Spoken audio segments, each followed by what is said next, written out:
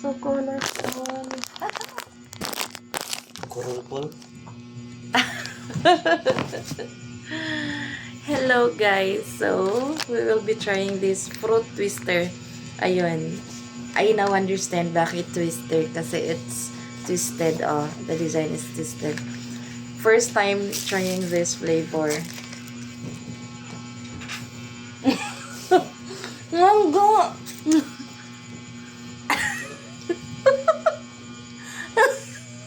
Oy.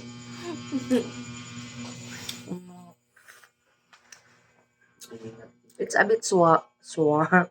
It's a bit sour with sweetness.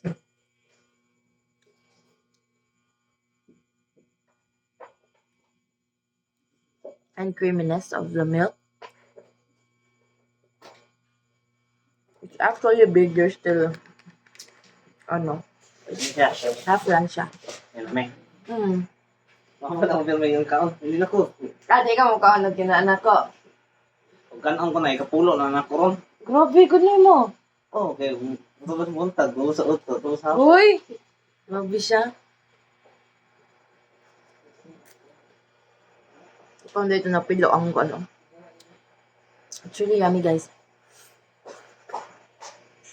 I'm not promoting ice cream, no, but it's really tasty. I mean, perfect. You can find the sweetness, the sourness, and the creaminess. Okay, thank you. Halo-halo for sure. I love it Wala lang siya ba? na present cocktail kita, no? Naan niya dahil sunod? Kasi nga lang siya ang pan. Fruit twister. Fruit, twister. Twister. I also have pineapple stick. 2 pineapple sticks.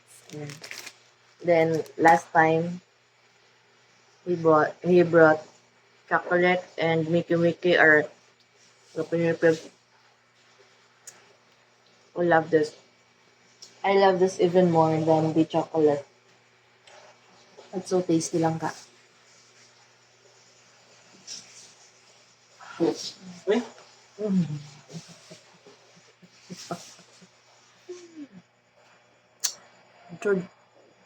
You should give it a try, guys. ano yung film yung ginakaon dito? Hindi. Miki-miki.